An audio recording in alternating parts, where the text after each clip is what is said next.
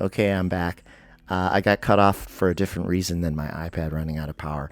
It was that my iPad storage got full instead. So I deleted some items and now I can finish this. So backing up, the last thing I said was I saw the alien city ahead.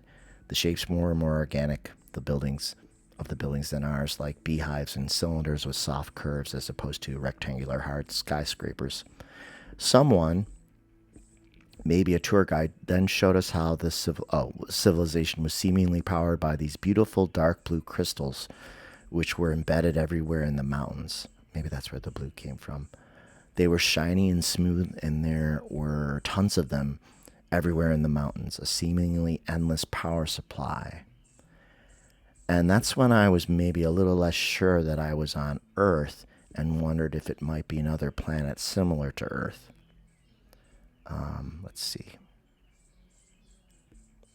Only the aliens on this planet seem to be aware of the mining or how to utilize the blue crystals and stones. The human beings on the planet didn't even know about them. So it may or may not have been Earth. Someone mentioned that the aliens had built this huge mountain city without the rest of the humans on the planet knowing about it, but that soon all would be revealed. Someone expressed concern about how humans would react once the news got out and whether there would be a confrontation, and also whether the aliens would continue to build more crystal cities and expand their civilization on the Earth. It was also clear that part of the plan for eventually revealing the aliens was by dropping clues for years or decades that they were already here, like a lot of the psychics discuss. Some young person behind me said that humans should immediately confront or attack the aliens to keep them from building more. Looking at the sophisticated mountain city, I could also see advanced machines built into the mountains to run it like a master power grid. I said attacking would be foolish. Attacking the aliens would be foolish because they clearly already had advanced technology that we couldn't compete with, and that sparking a war might make them decide to get rid of us entirely instead of cohabitating the planet, which seemed to be their intention.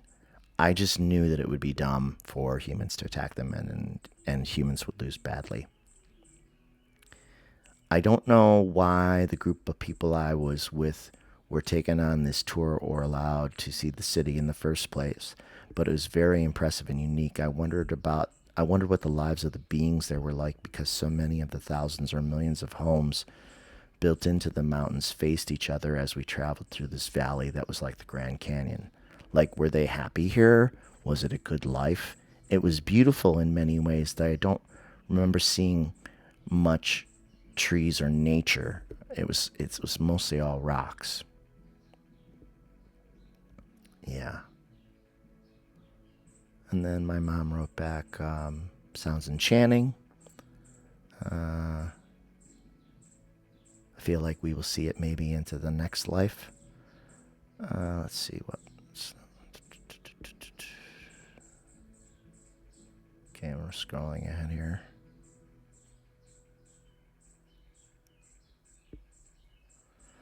Now, I can't remember if I discussed this in my previous video, but I think I did, about the other dream I had about being in deep space and taking a wormhole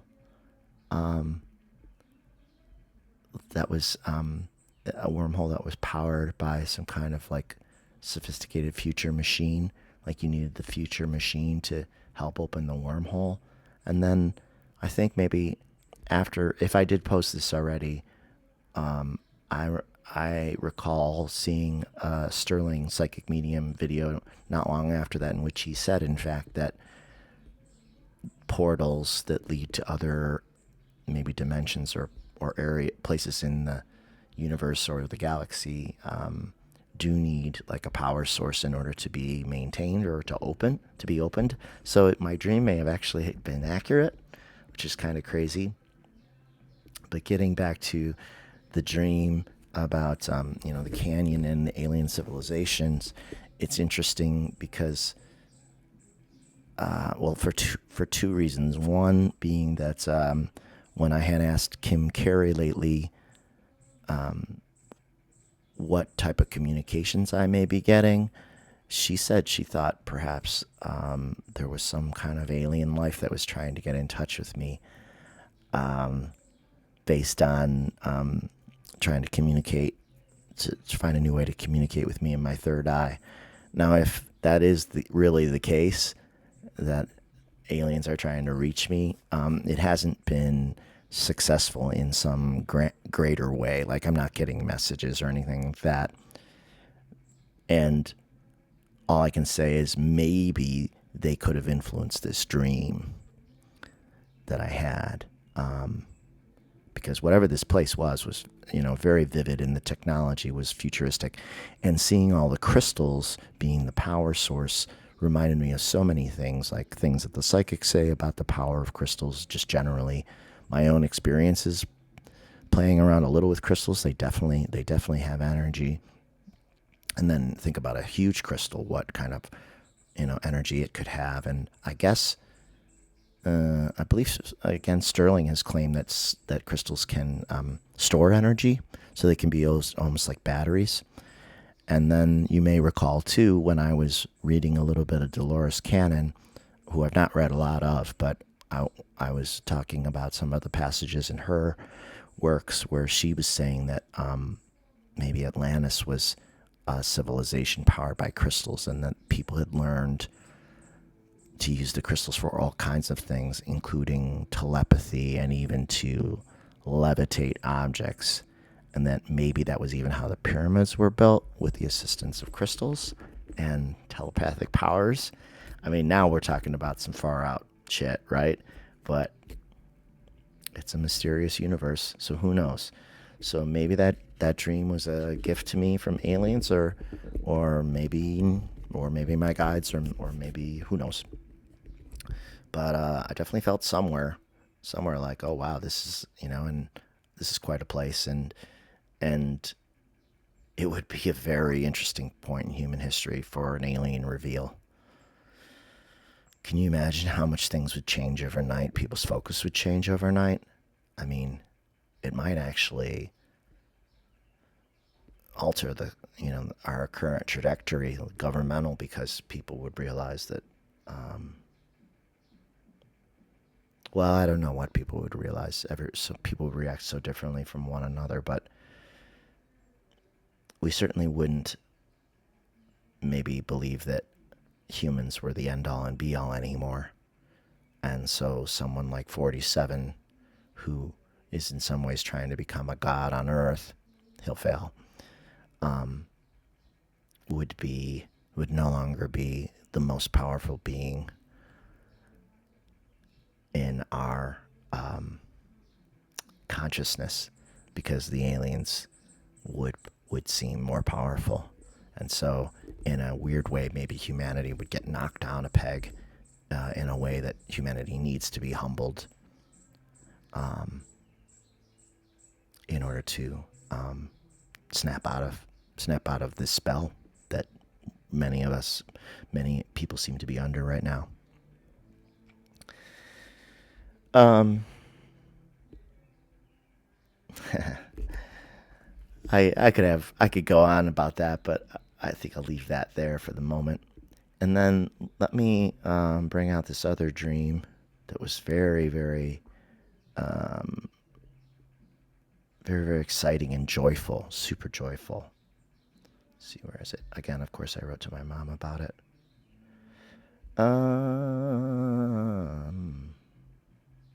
Let's see. Well, actually, there's a few things in there.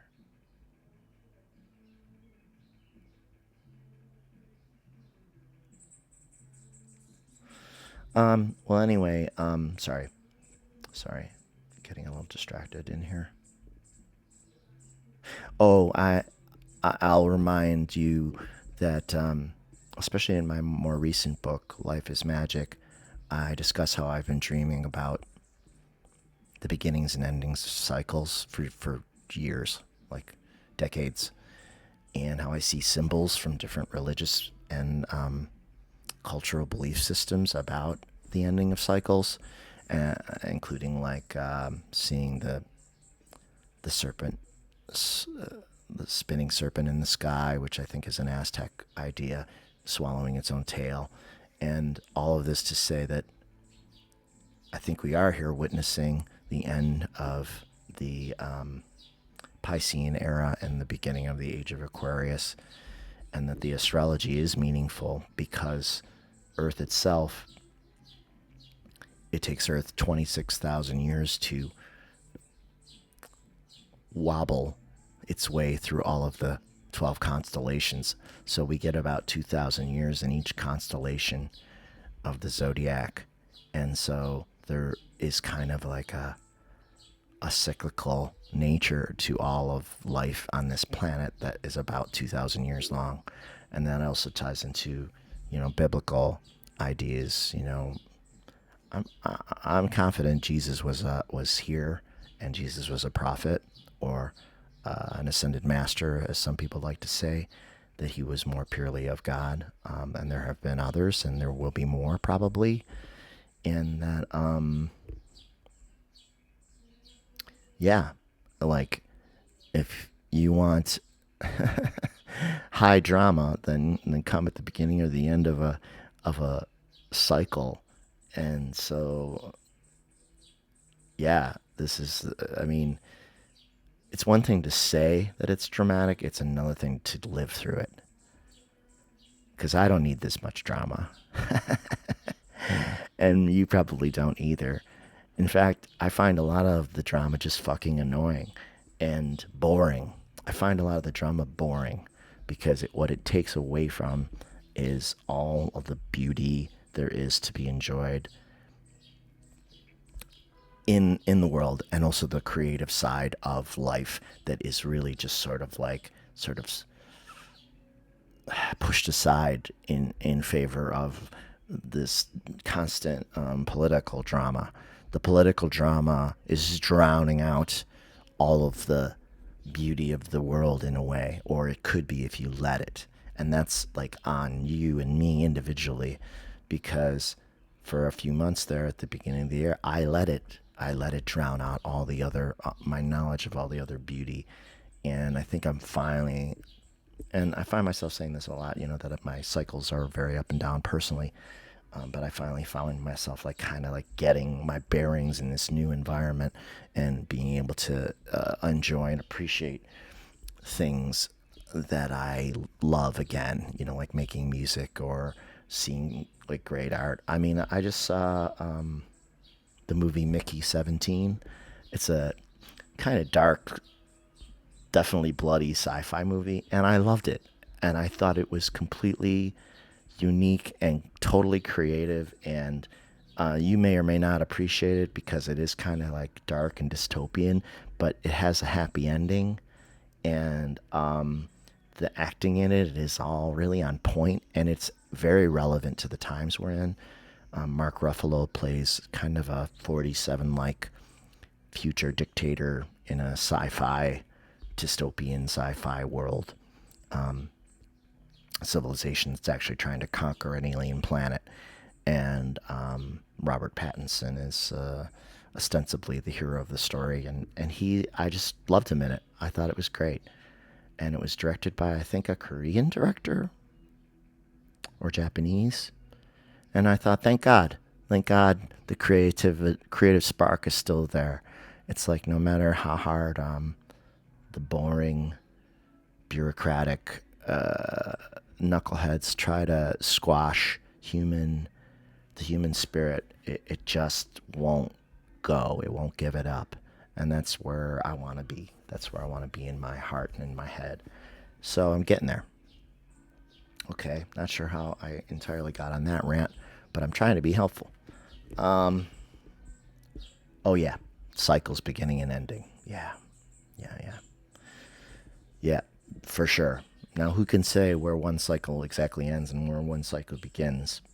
I don't know precisely, and I don't know if anybody knows precisely based on the astrology whether the Piscean era is actually technically over, excuse me, and the age of Aquarius has begun.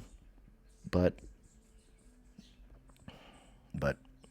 It's one or the other, or both at the same time. So the effect is just the same. Okay, so before I describe this last dream, let me tell you that I watched. Speaking of creativity and wide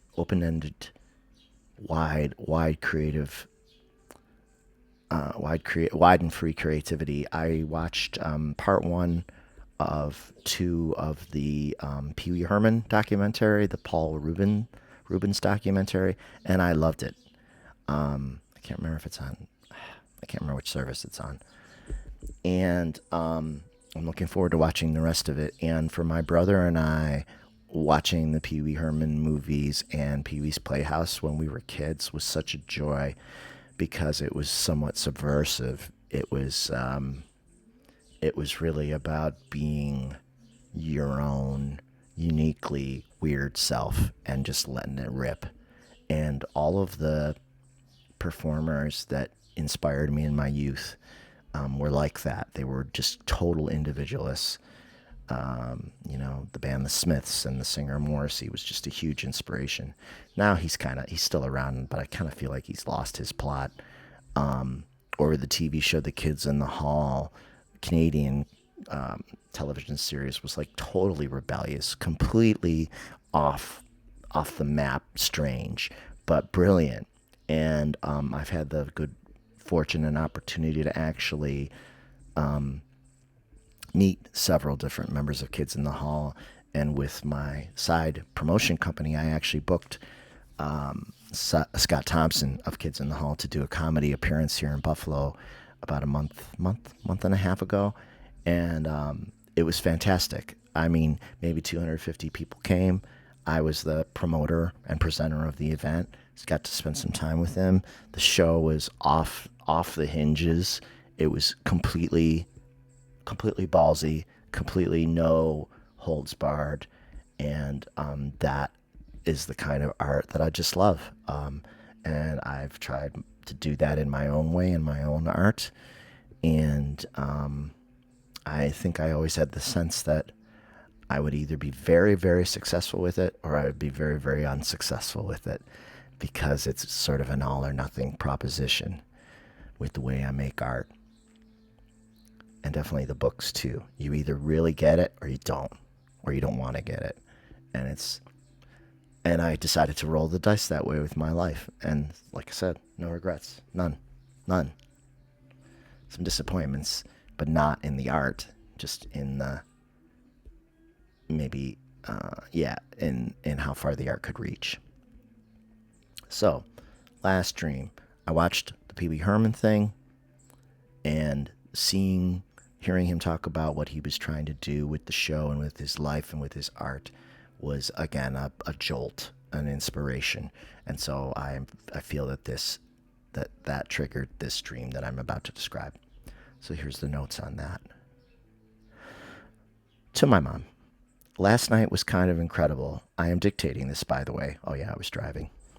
It was a dream about making the best comedy movie ever written. So I dreamt about making a comedy movie. Making the best comedy movie ever written with all this joy and creativity, an enormous cast of people and artists and writers all collaborating together with me. So like this whole group of inspired people. At times it seemed like I was the main character who was writing the movie, and at other times it was like I was watching everything happen, which is very common in my dreams. It's hard to describe how exciting it was, like when we discovered we were being given a huge budget to do a dream project at just the right time and with a ton of energy. And it reminded me of how it felt when I first started making music in high school and how wide open the roads seemed. I think the dream may have been among creative people who have crossed over because, as I said, there was just so much bubbling energy and inspiration. And at one point, I could see that I was an Asian young man with somewhat long, straight hair. My hair was poker straight and black and with trimmed bangs, and which is funny because my one of my spirit guides is supposedly Asian, You've heard me talk about him, and in the book, if you've read it, and I may probably was Asian in some previous incarnation myself. Eastern belief system. I'm closer to Buddhism than I am to any other sort of Western religion in my beliefs. So again, I was this young Asian man. I was the writer, the main writer, and the star of the movie. And my agent had just told me that the studio had not only given us the full budget for the project, but they had given us extra money that we hadn't even asked for. And I was so excited in the dream to be working on this project that I said to my agent, who relayed this good news, "Are you fucking kidding me?" And I could see myself saying it as this Asian man in the dream. "Are you fucking kidding me?" And when I said it, I said, "I can't believe this. This is so awesome." And when I shouted with excitement, my hair immediately grew all the way over my face, and I started laughing. And and I knew that it looked funny, and I leaned into it as a comedy bit, just as myself as the dreamer was watching it. So it was like being it and watching it at the same too. I laughed in the dream to myself. I knew that this visual was funny and that I was underneath the hair and that was funny. It was like the excitement of the project actually created this physical, response.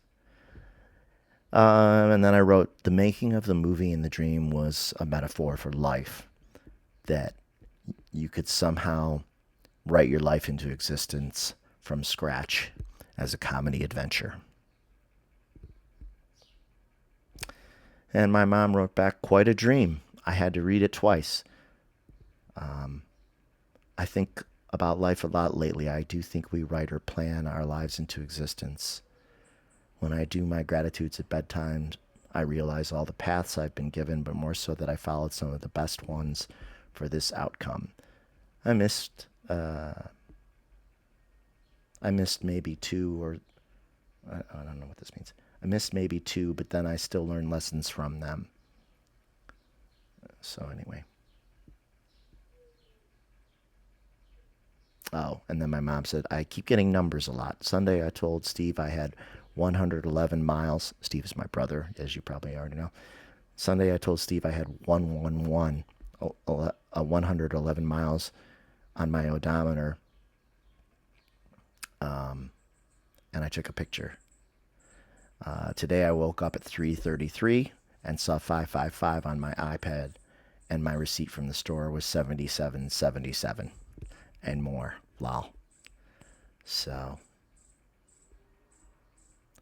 yeah, I think that's about it. It's a good place to stop. If you have enjoyed this video, um, there are many more stories like the what I've talked about today in my books. This is how my books are. They are stories about my family and myself and our interconnected experiences with spirit. And if you are interested and you want to buy one of my books, you can go to robfalgiano.com. That'll take you over to Amazon to complete the purchase, or you can purchase it directly through my website with PayPal or a credit card. If you order one through Amazon, that would be pretty awesome, because I haven't sold that many lately, and they are telling me they may discontinue my store on Amazon. So that would really be appreciated if you think you would like to hear more stories like this one. And of course, you can like or subscribe. I'm always interested in comments. I love interacting with my audience because it's a modestly small audience, and so I can interact more, and that is really a joyful thing for me. So please leave your thoughts. And is that everything? Oh, if you want to hear my music, I'm on all the streaming services: Spotify, Amazon Music, Apple Music, and I also have CDs for sale on my website, which again is robfalgiano.com. So I will try to come back with a book reading soon. I must admit that for lack of a better description. I kind of gave up on reading the book midway through because it didn't seem to be really gripping that many people. And so I thought, I kind of thought, why am I doing this? But I should follow through just to do it. I should complete that project. I mean, the book is complete, but I should complete the videos too, so that it's there for anyone who might ever want it, or even if no one else ever does. I should do it for myself, right? Okay, so that's it. Take care. See you soon. Be well. Bye.